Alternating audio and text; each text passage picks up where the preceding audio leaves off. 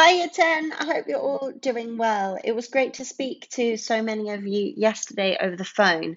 I was calling around lots of your parents yesterday, just trying to check in with as many of you as I could. Haven't got around the whole register yet, so if you haven't had a call yet, don't worry, you should be getting one either today or tomorrow. I just wanted to check in and see how you're getting on with home learning, but from speaking to lots of you, it sounds like you're doing really, really well, so well done.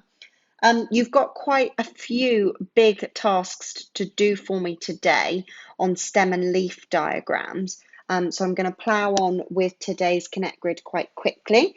So if you want to just quickly pause the video and green pen the three that I've done, then I'm going to go through the next three, starting with this KPI question first of all.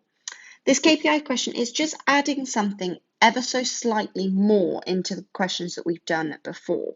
So first of all, it's asking you to find the upper bound. Now, you know that to find the upper bound of something, you do upper bound divided by lower bound.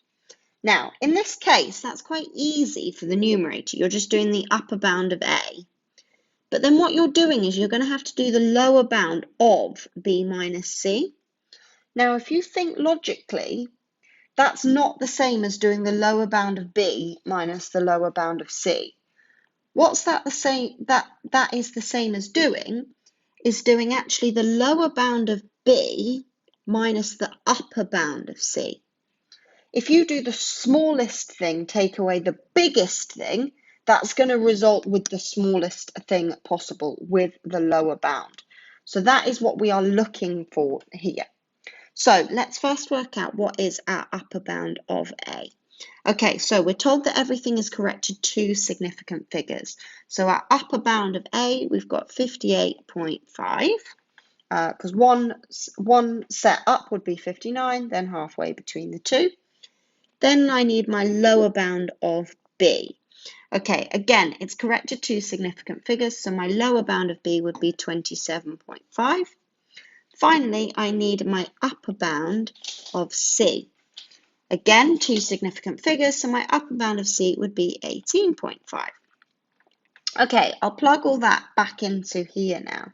So I'm doing 58.5 over 27.5 minus 18.5.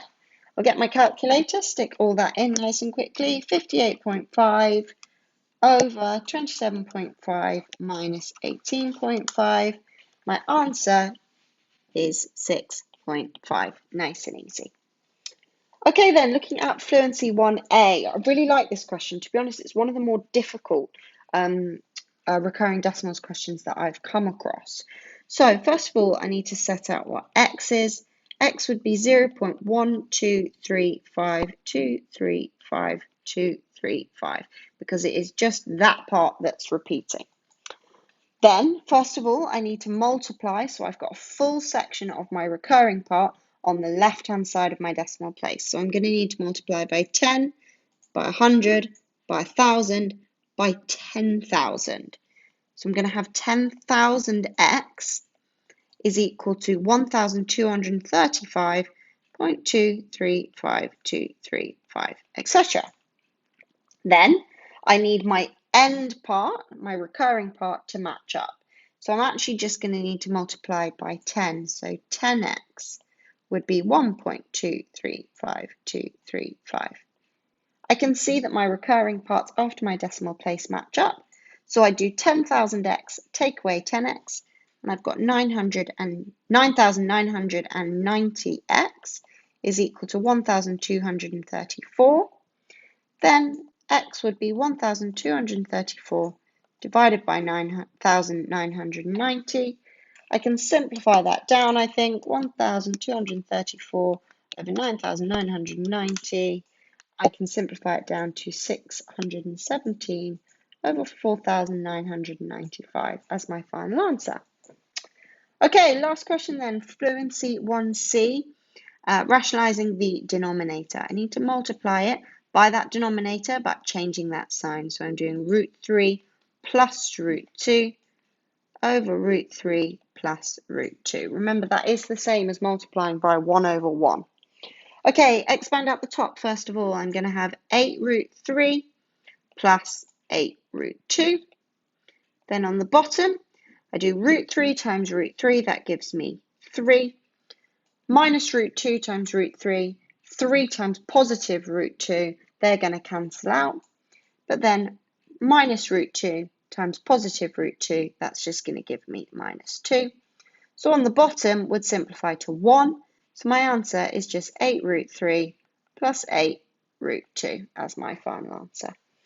Okay, year 10, nice and quick video there. Please could you now make sure the whole thing is green penned, and then you're ready for the rest of today's lesson.